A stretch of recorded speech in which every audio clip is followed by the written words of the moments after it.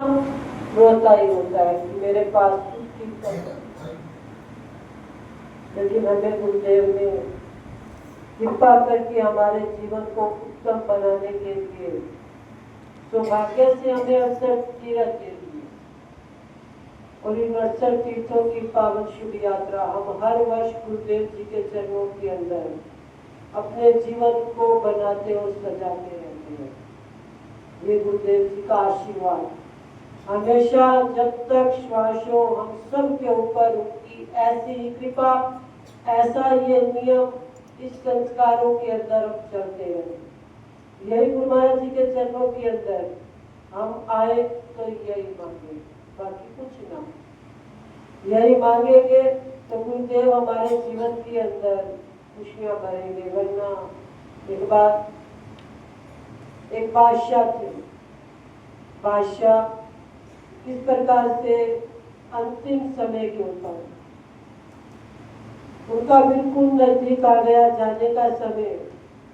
तो उस समय उन्होंने ढिंडोरा पूरे शहर के अंदर लगवा दिया कि मेरे मरने से पहले मैं अपने आप को ऐसा बादशाह दूसरा तैयार करवा के जाना चाहता हूँ जो सारी इस खलकियत को, मलकियत को संभाल सके, कि मेरे मरने से पहले जो मेरी शर्त को पूरा करेगा तो मैं उसको ये सारा राजपाट दे दूंगा।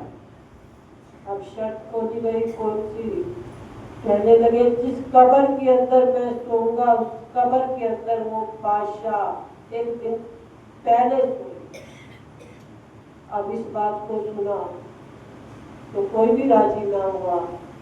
कौन जाए कब्र के अंदर, कौन जाए शमशान के अंदर?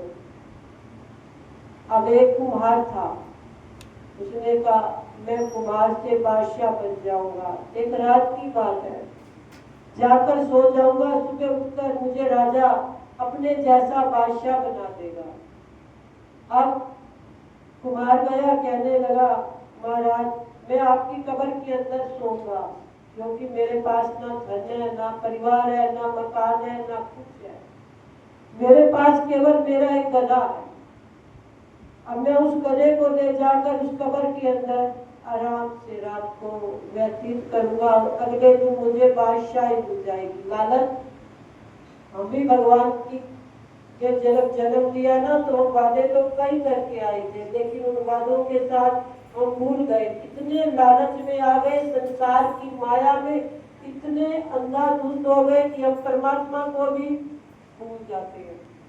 अब वो कुमार भी जाकर सो गया। सोया, रात को यमदूत आए। यमदूत आए, उन्होंने कुमार को पूछा भैया कैसे हो, जीते हो या मर गए हो? कहने लगा मैं जी रहा हूँ। कहने लगे क्यों आए? कहने लगा कल मैं बादशाह बन जाऊंगा इसलिए मैं इस कब्र के अंदर आया। अब उसका भाई खाता खोला गया कि आज एक रात के लिए तो तुम्हें ऊपर लेकर जाएंगे। अब जैसे उसका भाई खाता खोला गया उसके अंदर उसने अपने गले को एक दिन भूखा रखा था, भोजन नहीं किया था। अब उसको किस प्रकार से दूतों ने सजा दी कि इसको 100 कोड़े मारे। अब उसको 100 कोड़े लगे। फिर भाई खाता खोला गया, देखा कि इसने अपने गले को एक दिन डंडा मारा। ये चलने में असमर्थ था, बहुत ज्यादा था, चल नहीं पा रहा था। इस कारण से मालिक गले उस कुमार ने इस गले को डंडा मार दिया। कहने लगे इसको 200 कोड़े और चला दो। अब 100 कहने लगे, 200 और लगे। अब कोड़े लगे। कहने लगा कि मैं एक रात के अंदर इस बादशाही की लालच के अंदर मैंने अपने आप को 300 कोड़ों की मार से इस प्रकार से अपने आप को लहूलुहान करवाया।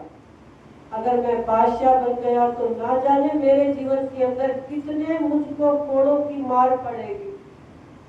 अब हम भी तो इस बादशाही के अंदर आए हुए हैं, संसार की, परिवार की, धन कमाने की, और ना जाने पूरा दिन हम क्या से क्या कमाई करते हैं। उस कमाइयों का जब हिसाब किताब होगा तो उस समय हमारा खाता जब खुलेगा तो नेक कमाई से हमारे को मनुष्य जन्म मिलेगा, और अगर हमारी कमाई होगी पाप की तो उस समय हमारे को कोड़ों की मार, नरकों की मार, 84 लाख योनियां वो दोबारा हमारे को पीड़ित करती रहेंगी। अब देखो हमने अपने जीवन को गुरु महाराज जी के चरणों के अंदर, गुरु महाराज जी ने कृपा करके 68 तीर्थों की यात्रा में हमारे ऊपर आशीर्वाद देकर हमारे जीवन को संवारने का जिम्मा ले दिया, और हम उस जिम्मेवारी के अंदर हम भी तो अपना फर्ज निभाए, गुरु महाराज जी के चरणों में आए, अपने आप को लगाए, नेक कर्म करें और अपने जीवन को सुंदर बनाए। तो आओ गुरु महाराज जी के चरणों के अंदर आए माता पिता की याद को मनाने के लिए। गुरु महाराज जी हमेशा पहले भी वो अपने जीवन के अंदर सुंदर से सुंदर कर्म करते गए, आगे बच्चों के अंदर भी उन्होंने वही सुंदर संस्कारों को भरा, उनके बच्चे भी आगे उसी तरह गुरु महाराज जी के चरणों के अंदर अपने धर्म के ऊपर चलकर अपने जीवन को बना रहे। हम भी वैसे अपने जीवन को बनाए और सजाए, गुरु महाराज जी का आशीर्वाद पाए और अपने जीवन के अंदर आनंद लो। बोलो श्री गुरु महाराज जी की।